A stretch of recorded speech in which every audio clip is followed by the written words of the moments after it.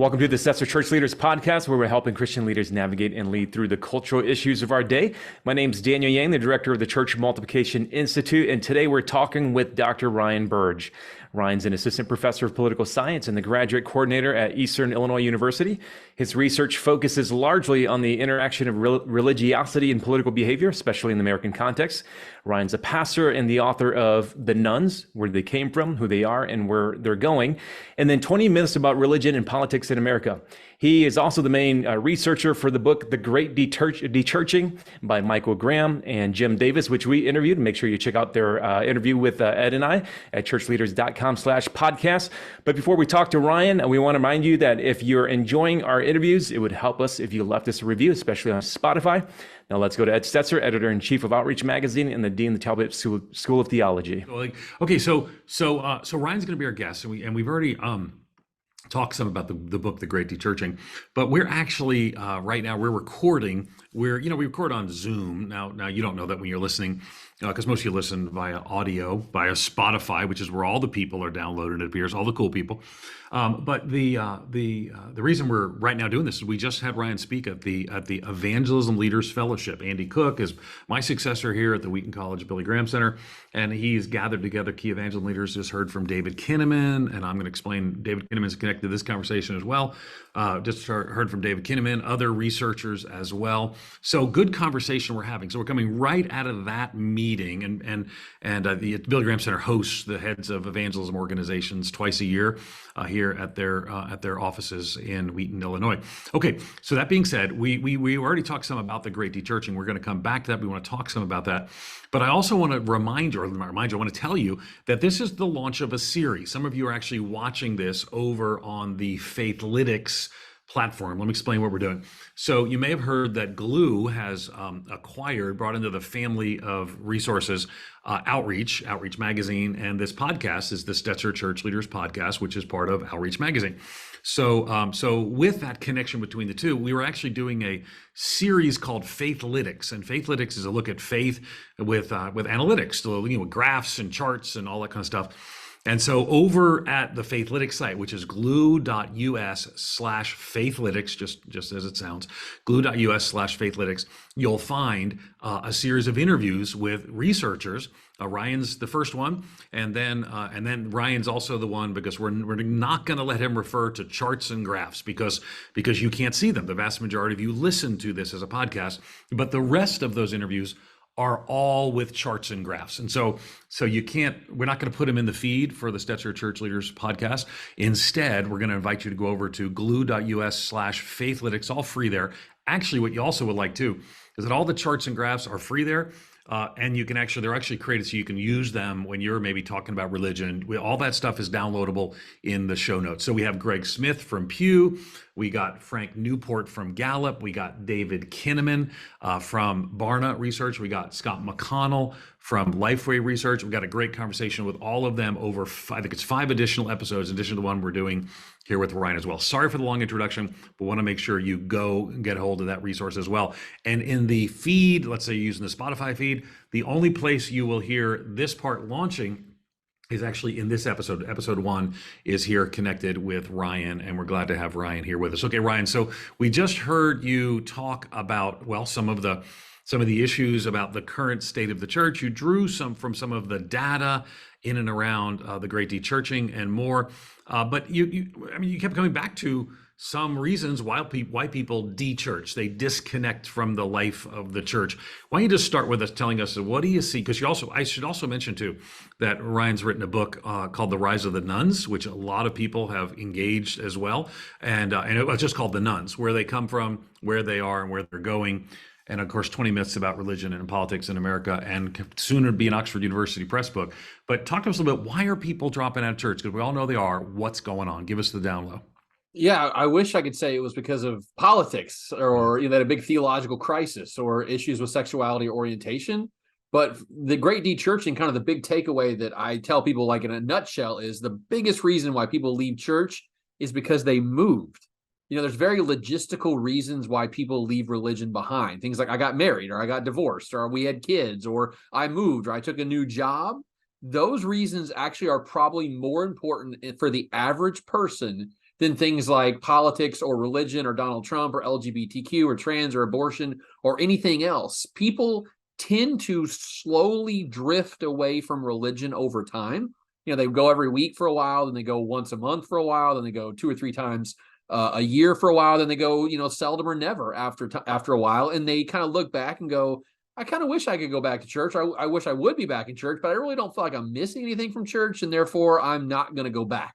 So it's not one stochastic event. It's really kind of a slow slide away from religion over a longer period of time. Okay, now, so that reminds us of a couple things. First, we are talking about de-churched people. And of course, you wrote the book on the nuns as well, which I want to commend to people to pick up. It's a helpful look at the nuns. Because there are people, we would say, that have rejected things of faith because of their social views, because of their political views, because of their understanding of sexuality or whatever else it may be. But that does exist, though when we're talking about the de-church, those who are moving away from church, we're seeing this has to do with maybe an issue of, maybe convenience or a loss of community. But here's the thing. I mean, Ryan, you're serving as a pastor right now, and you're a full-time professor, but you're pastoring on the weekend, as we say. I've done that, so I get it.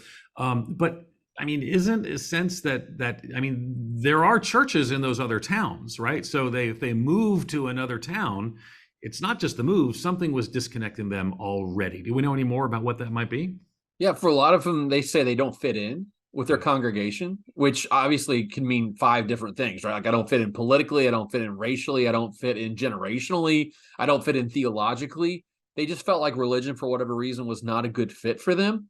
And so, they drift towards places where they fit in. They feel like they belong.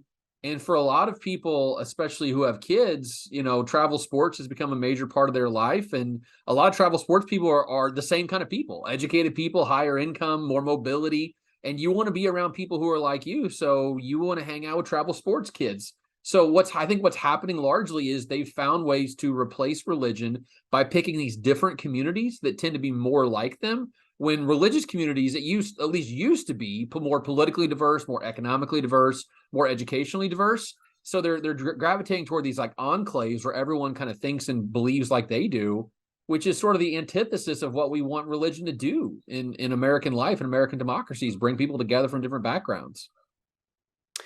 Yeah, I wonder, Ryan, how much of those who are de-churching, how much of that is connected to not just change of like scenery, but change of lifestyle? Is there a particular demographic that you see they tend to de-church? And then amongst those who are de-churching, can you think of different categories within the larger category of those who leave church?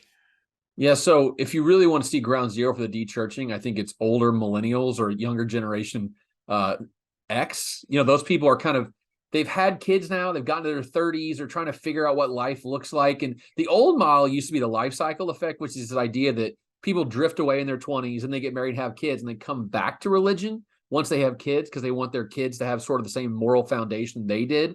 But now what you're seeing is those things that used to draw people back to church are not drawing them back to church, and people are just leaving as they age now. One really surprising fact is that every birth cohort is less religious today than it was 15 years ago. So people born in the early 1950s, people born in the early 1960s, people born in the late 1970s, they're all leaving religion, but you're seeing a more wholesale leaving amongst older millennials, so people born in the early 1980s and late 1970s. Those are the kind of people you would figure would be back in religion because they have kids who are like teenagers now and youth group and all those activities, but you're not seeing that at all. But you're also seeing some data that says the boomers are now de-churching at a fairly rapid rate as well.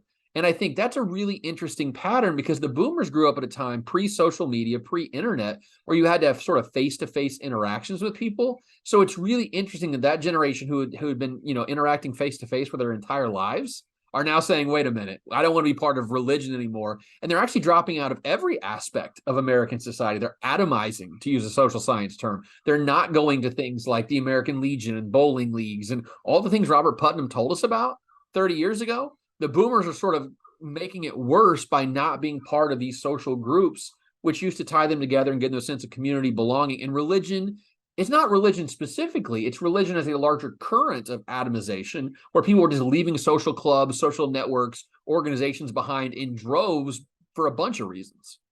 Yeah, and of course the book is Bowling Alone that he's referring to, and a very, very, very well-known book. And Our Kids is the next book, which I really I found fascinating as well. Let's just press in a little more on the demographic question that Daniel asked too, because one of the things you just talked about here, again, we're at the Evangelism Leaders Fellowship here at the Wheaton College Billy Graham Center. We're actually recording at the Wheaton College Billy Graham Center. I haven't got to say that in a long time. So, but one of the things that you talked about was that this is, religion, you wrote an article that ticked a lot of people off on religion being a luxury good.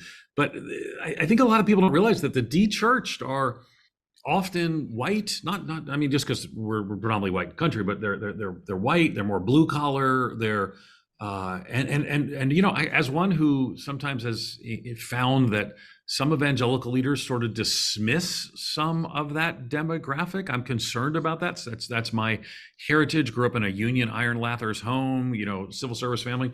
Talk to us about that. Explain the demographics that are going on here with de-churching.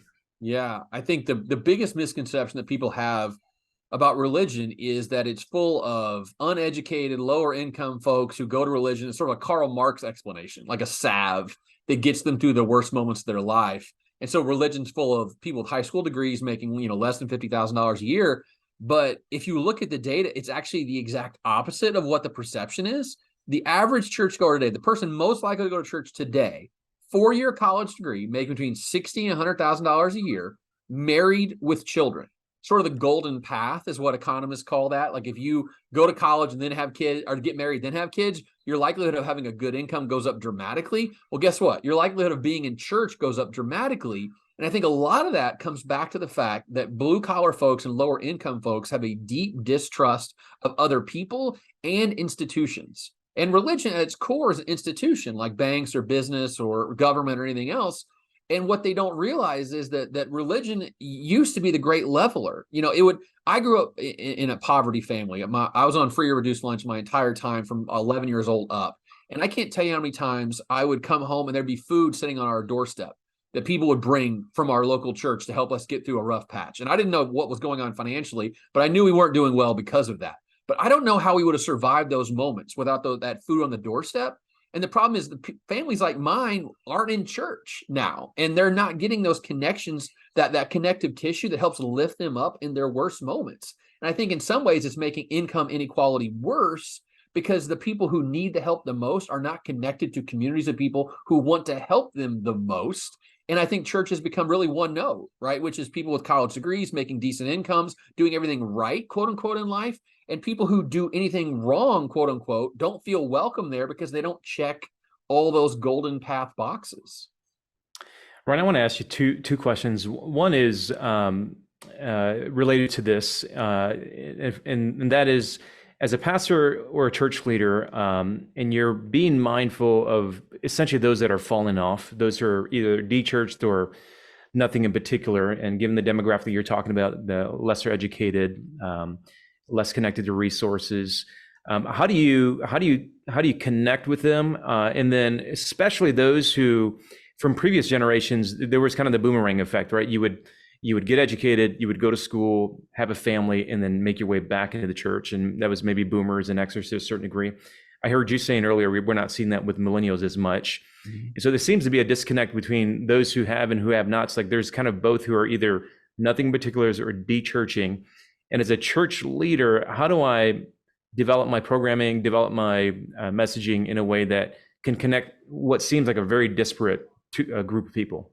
Does that make sense? The issue here is like nothing in particulars are the people you don't see, right? They don't have clubs, they don't have banners, they don't have Facebook groups. Like atheists have clubs. There's the American Atheists, the Americans United for Separation of Church and State, the Freedom from Religion Foundation. There's all these really well-funded, well-organized groups for atheists and agnostics to, join together and kind of fight for their political rights or whatever. No one makes a club for nothing in particulars. So they're the unseen people in American society. They're hard to find. So it actually creates a really hard problem for church leaders because it's like, how do you find people who are intentionally hard to find? They've dropped out of all the aspects of American society. So there are a couple places I think where they've not dropped out. One is school. They still send their kids to public school by and large. And so what's happened is local schools have had to create these old social safety nets for kids whose parents don't have a lot of connection with the outside world. So that's why they have social workers and speech therapists and all these kind of things. So think school. So think about a backpack drive. Give kids a free backpack full of supplies at the start of the year. You've got to find ways to get them on your property in non-confrontational, non-super evangelical ways, right? Because as soon as they see that evangelical stuff, they're going to be like, wait a minute, you're trying to sell me on something, and I'm not into that whole thing. You've got to show them that you're normal people. You're not weirdos. You're not trying to make them, change their life radically today. All you're trying to do is lift their burdens a little bit and get them through this day in a way that makes sense to them. Once they realize that the purpose of church, one of the purposes of church is to help the community and, find the people on the margins, they're going to realize that the people here are not trying to judge. They're not trying to make your life harder. They're honestly trying to make your life easier because they're people who are equipped to serve. And a lot of people in that community have the resources to help you. So find ways to connect those nothing in particular families with your church in non-religious ways to begin with. I'm a big believer that you bring people into church for the wrong reasons and then they stay for the right reasons. So get them on the grounds. A lot of churches have huge buildings. They have huge properties. They have they have fellowship halls and gymnasiums. Use those resources as much as you can to bring those people in. Once they realize you're not crazy and you're not cults, they might stick around for a while and actually, go to worship on Sunday morning. But what do you think? Are there social institutions right now that are doing a good job messaging to this group? Not really. That's the problem is no one's coming into American life and saying, listen, don't be afraid of and if someone comes, don't be afraid of other people, they're gonna be like, wait, I'm afraid of you now. What are you trying to sell me? People are deeply skeptical of what's happening here. And America does not have a robust social safety net. We're not Denmark or Sweden. So what I worry about is if they're not, this group of people is not being served by the church, they're also not being served by the government that well either. And they're really falling behind. If you look at their level of education, for instance, nothing in particulars, their education has increased lower than the national average over the last 15 years. So not only are they behind, they're falling further behind every year now. And that leads to all kinds of feelings of hopelessness and helplessness. And that makes them harder to move up the economic ladder. And everyone wants their kids to do better than they did.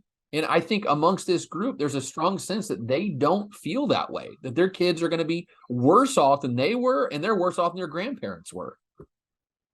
So one of the things you talked about, again, we're here at the Wheaton College Billy Graham Center, and you talked about why people come back. And I think people are interested in why people come back, and you kept coming back to one simple word. And it's more than that, but this is the one that comes to the top. So talk to us a little bit about why people come back. Friends, friends, friends, friends, friends. That's the answer. Like it really is. So when we did the de-churching book, we asked people like, what would bring you back? And then we listed the top 4 for every type of de-churched evangelical, and friends were at least 2 of the top 4 reasons for every one of the 4 clusters. Friends, if my friends are there, I'll go back. And that creates a huge chicken and egg problem, right? Because it's like how to get people in there if they have no friends to start with in that church. But what you've got to realize is people don't want to feel like they're left out. They're socially outcast. No one wants to go to a barbecue and sit at a table by themselves. They want to go and hang out with their friends. So what you've got to figure out is get that first couple or that first family or those first 2 or 3 families together and then figure out how they can add to that number. I heard an evangelist say one time, if you want to start a new church, he just find people that are already friends and then build a church on top of that. Right? Start with a social connection, and that's what grows more people to come to that group. So I was on the drive here, I stopped at a gas station that had a Subway in it. There were like 12 old people sitting around a table at Subway talking with each other. And I was thinking, they're in some weird way having church right now. Like they're making social connection. That's what people want. And religion used to provide that. And for a lot of people, it doesn't anymore. So they're seeking it out by sitting at McDonald's, drinking coffee for 3 hours in the morning. People need friends. They want social connection. And we cannot discount the fact that while church is about, Jesus and salvation, all those eternal things, it's also about temporal things like making connections and making friends. Ryan, let's pull back a little bit. And, a lot of your work is you look at stats for big, huge trends. And if we go back to 1950, I mean, that might, if there's a golden era of American Christianity, that might be it. But is the sky really falling when it comes to evangelicalism, when it comes to Christianity in America, when it comes to religion in general? What is the state of it? What does the landscape of religion look like in the U.S.? Yeah, so I think what's interesting about calling the 50s the golden age of religion is it was the golden age because most of Americans were mainline Protestant. Over half of Americans were mainline Protestant in 1952, 55% almost. And now that share has dropped from 55% to 10% of Americans are mainline Protestant. And there's a very good chance it's going to be 5% in the next 15 years because the average mainline Protestant now is over the age of 60 years old. So mainline Protestant Christianity has absolutely collapsed over the last 75 years. Now, Now, I want to evangelical, interrupt you. So you got to, just for context, main lines like United Church of Christ, Episcopal Church, American Baptist, things of that sort. Okay, more of the progressive, older denominations. exactly. Yeah, then they used to dominate every aspect of American society, Sure. politics, And culture. they're in the 50s, they believed a lot more, like in some ways like evangelicals believe today, not in everything, but they were more conservative theologically, that kind of stuff. Yeah. But on the other hand, evangelicals, there's actually probably more evangelicals in America today than there were in the 1970s. True. Share of Americans who are evangelical is about 21, 22%, depending on how you use the classification. But the share of Americans who self-identify as evangelical or born again is the same today as it was in 2008. Evangelicalism is doing quite fine, thank you. Like it is not declining at nearly the rate the mainline is. And even Catholicism has seen a few point decline in the last 10 years. So now they're down to around 20%. And what's interesting about Catholicism is the share of Catholics who go to Mass every Sunday was 50% in the 1970s. It's 25% today. So that top number has only declined a little bit, but underneath the surface, Mass attending Catholics has declined precipitously. So the main line's down big time. The share of evangelicals who go to church every Sunday has actually gone up. Okay, now we should be clear that Ryan's not an evangelical, just to throw that out there. Well, because sometimes people might say, I mean, you're in a mainline Protestant church, and Yes. you can have some evangelical tendencies. But I think when I say that, people are like, well, Ed Stetzer's an evangelical, he's protecting the brand. So it's probably helpful when you say that. It's not so much that. And I should tell you too, just for fun fact that Daniel Yang doesn't know, Ryan and I actually published an article together in the Journal of Politics and Religion. That's right. On the broken rel-trad coding that analyzed the percentage of people that were evangelicals in the United States over a chunk of time that was broken, and we kind of pointed that out. So just a fun extra bonus fact. When we talk about evangelicals from 1972, that's because the General Social Survey has been the tool that we've used to track that. Okay, so big picture then, mainline Protestantism, you would use the word collapse. Catholic in trouble, evangelical, you use your term just fine. I mean, I would say, depending on what tool we're using, I would say there's definitely some cause for concern. You have some concerns. You talk about those elsewhere. Yeah. Black Protestants, the fourth category we talk about. What would you put there? So they're declining, but very slowly. They were 8% of America in the 1970s. Now they're about 5 or 6% of America today. Interesting fact about African Americans: when they leave religion, they do not become atheists or agnostics. For white people, it's about of the nuns, white nuns, 20% are atheists and 20% are agnostic, and only 60% are nothing in particular. Amongst African Americans who are nuns, 90% of them are nothing in particular. So when Black people leave religion behind, they don't go that far. They don't go to the atheist agnostic thing like white people do. They really stick in that nothing in particular category. But the largest, the historically Black churches like the African Methodist Episcopal Church, the Church of God in Christ, they're seeing pretty noticeable declines in their membership. And they're smaller. I mean, they're only 2-3 million people in those traditions today. So there's a good chance that they will continue to decline as younger generations of African Americans are leaving religion at the same rate, by the way, as white Americans. So they're not insulated from the larger trend towards the nuns.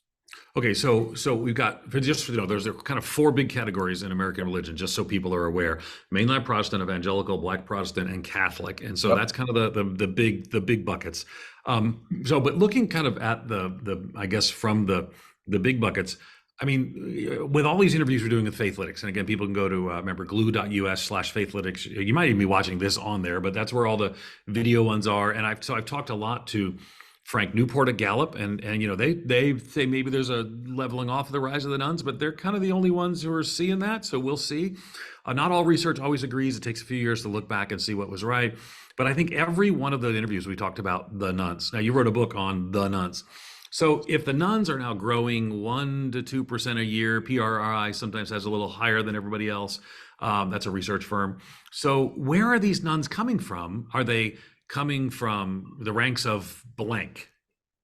So a lot of Catholics become nuns. Actually, that's one of the most significant pipelines is the born Catholic adult nun now. Yeah, I should say, I didn't explain. None is none of the above on religion. It's not the nice ladies with hats. But Yeah. but so none of the above. So yes, and that's most of my family. Just what you just described is most of my family were Catholic, and now they're nuns. Okay, keep going. So, but a lot of them are being raised nuns now. That's like a new phenomenon. If you look back at people born in the 1950s, only 4% of them said they were raised without religion. And now about 20% of young people say they were raised without religion. So that's become a huge pipeline is people who are, and it used to be back in the day in the 1970s, only 1/3 of people raised without religion had no religion as adults. So 1/3 retention rate.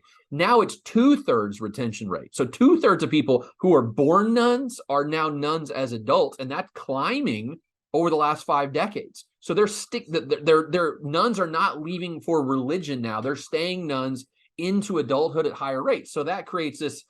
If a religion wants to grow or even stay stable, retention is the easiest way to do that. The Latter-day Saints send out missionaries all over the world, for a 2-year mission. They're lucky if they convert 1 or 2 people during that 2-year time. Retention is way easier than conversion and evangelism. So I think that's how the nuns are actually growing is by retaining their own people. We're seeing some evangelical defection, but not a ton. Mainline defection is going up, obviously, because they got to go somewhere. Where are they going to go? There's no mainline churches left. So it's really, I think, the Catholic, the mainline, a little evangelical, but a lot of people being raised with no religion are now sticking with no religion into adulthood. So Ryan, throw into that now a couple of categories. So again, when we're talking about decline, we're usually talking about the share of population, but throw in there now the trends in marriage and family. So how is that impacting how we retain religion across the board for Christians? And then other things like birth rates and immigration, how's that impacting these numbers? Yeah, so here's a staggering statistic. In 2022, a 40-year-old woman is twice as likely to say they've never been married as a 40-year-old woman was to say in 2008. It's gone from 13% never married by their 40th birthday to 26% never married by their 40th birthday. And amongst men, it's almost doubled, not quite double. So marriage is really in a short period of time. 14 years is not that long in terms of our history. So marriage as an institution has really collapsed over the last 10 or 15 years. Is something that people just don't do anymore. Obviously, it's concentrated more amongst Democrats and liberals and conservatives, but it's affecting everyone. The number of people who are having children now is the lowest it's ever been. I think birth rate is something we don't talk about enough. People should be having kids. But for instance, 40% of atheists at 40 years old are parents. Only 40% of atheists at 40 years old are parents. They're not having kids. So that's a major problem. If a religion wants to grow, having kids and keeping those kids in a religion is a key way to do that. Yeah, of course, the dropouts, there's always kind of dropout stuff. There's this one stat that went all over the place. 86% of evangelical youth drop out of church after high school, never to return. And of course, anytime research has the word never in it, you know that they made it up because you can't track never. Again, the D-Church book doesn't get this, and Nuns book doesn't get this, but you have intersected with data around this. If we want to keep the next generation, what does it look like? How are we doing with keeping the next generation? And what is it different in different streams of the Christian tradition? Yeah, so someone asked me to do some analysis on young mainliners the other day in the GSS. I didn't have enough to even do the analysis. Yeah, GSS is General Social Survey, so people know. And then we were using the RELTRAD to do the analysis of the GSS. And if you want to learn more about the RELTRAD, there's an article that Ryan and I wrote. But anyway, that's a very niche article. No one will ever find. But anyway. This is Ed's super nerdy credibility on the line right here. It is. Well, I got the nerd, the whole nerd side of me that the podcast listeners don't get to enjoy. But all right, so keep going. You tried to do this on young mainliners. There's not enough young mainliners in the journals to even do any statistical analysis anymore. Like they're almost like it's like the dodo bird. They're going to go extinct in the next 10 or 15 years. Like they just don't exist. I wrote an article for the Washington Post. I said, if current trends continue, mainline Protestants have 23 Easters left. And I just kind of tracked the General Social Survey. And it got some people mad, but it also hopefully let people see those numbers are headed down. But okay, keep going across the other traditions. Yeah. So mainliners don't exist anymore. Okay. Evangelicals are actually really good at retaining their own. They're actually the best of any religious group. So about 75% of kids who are raised evangelical stay evangelical into adulthood. Now, it used to be 80%. So there has been a little bit of erosion there, but 75% amongst mainliners, it's 55%. Amongst Catholics, it's 60%. So comparatively, evangelicals are doing a very good job of keeping their own. But Right. The highest people wonder, the highest is Mormons, actually. Mormons do the highest of any group. So yeah, but the problem with Mormon, it's sticky. yeah, Mormonism as an idea is stickier than Protestantism because people gotcha. don't. It's really hard to leave the Latter-day Saint Church, by the way. Like you have to No, it do is because it's so culturally connected. And also, too, just so we're clear, we're not putting that in the same category as a Christian tradition or different context. But yeah. Exactly. So I think there's a couple things that we need to think about. One is that sending your kids away to college is not a guarantee they'll leave religion behind. Actually, the opposite is true. The people who are the most likely to go to church this Sunday are people with a postgraduate degree. People who are the least likely are those without a high school diploma. So, sending people away to college is not some this is not a God's not dead thing. The data does not back up that idea that your philosophy professor is going to turn your kids away from Jesus. That just does not happen. But they also need to stay connected to two things. They need to be part of a church that regularly they go to during college. That's really important. And they also need to be part of some type of Christian ministry, right? Whether it be Cru or some sort of parachurch ministry. If those two things happen, that young person is much more likely to stay evangelical at 25 years old than someone who doesn't do either of those two things. So send them wherever you want, private, public. Obviously, you can send to Biola, you can go to Wheaton, all those places. Not that those are, the only options that are out there, but those are good options. Let me mention too, one of the things when Ryan talks and he says that doesn't happen, he's talking about general terms. Certainly there's some student who went off into a philosophy professor convinced them otherwise. When he said African Americans don't do this, he's talking about general terms. Yes. That's what researchers do. But there is a bit of a myth out there, Ryan, that there's this huge deconstruction pathway. And I want to ask one more question about that. Because one of the things you said, again, we're here at the Evangelical Leaders Fellowship at the Wheaton College Billy Graham Center. You kind of talked about ex-evangelicals and the people who dropped out. And I think you kind of wanted to say that maybe the volume online is not representative of the experience of most people. Talk to us about that. Yeah, so we asked people on a survey, are you currently evangelical? And they say yes or no. Then we ask them, at any point in your life, would you consider yourself to be evangelical? Yes or no?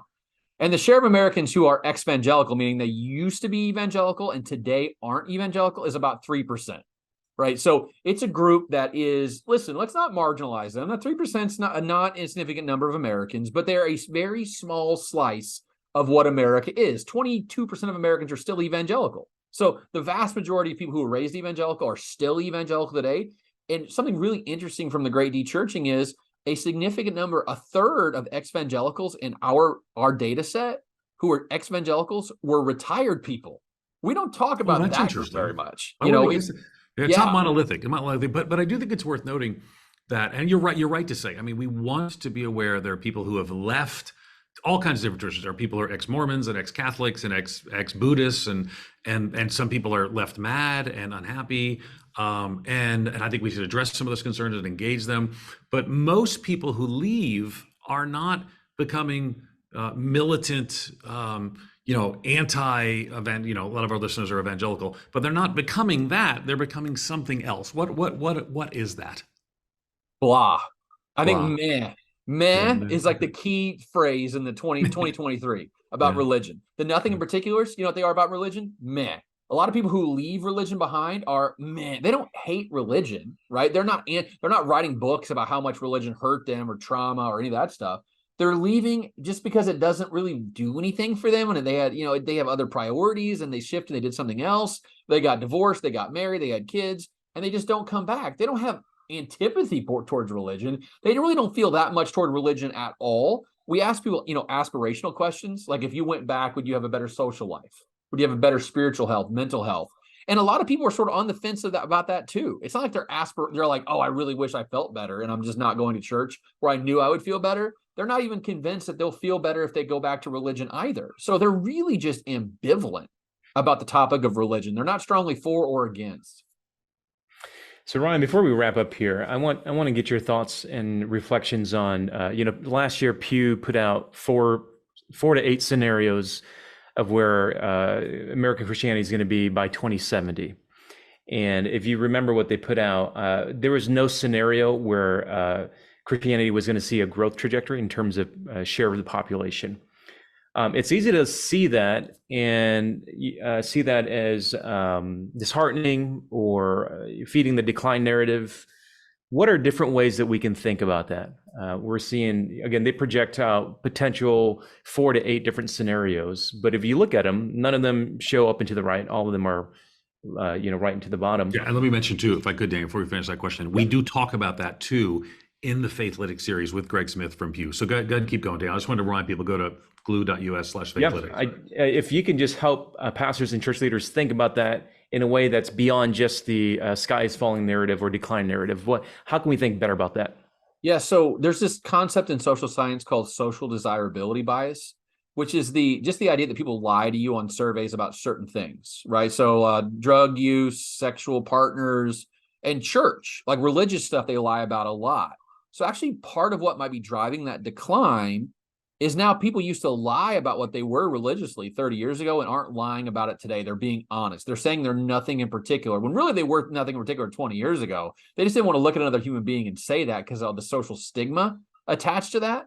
So maybe what's driving that, what's actually we're seeing is things are being revealed. Things aren't changing as much as they're just being revealed for what they really were 20 or 30 years ago. And we might never have been as religious as we thought that we were.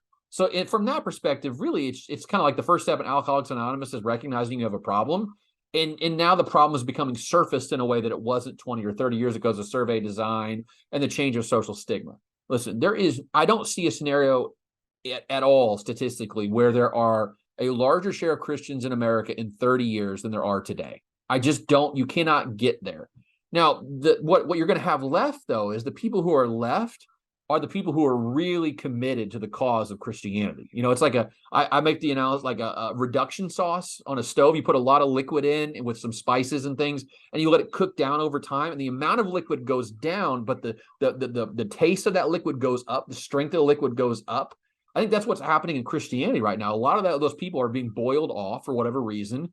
Whoever's going to be left are going to be really, really committed people. And that number of Christians is going to drop pretty quickly, and then it's going to stop dropping because that concentration is going to be there for a long, long time. You've been listening to Dr. Ryan Burge. Be sure to check out his books, The Nuns, 20 Myths About Religion and Politics in America, and The Great De-Churching. You can learn more about Ryan at ryanburge.net. Also, be sure to go to glue.us/faithlytics for 5 other conversations on data, church, and the future. Thanks again for listening to the Stetzer Church Leaders Podcast. You can find more interviews as well as other great content for ministry leaders at ChurchLeaders.com/podcast. And again, if you found our conversation today helpful, I'd love for you to take a few moments, leave us a review that help other ministry leaders find and benefit from our content.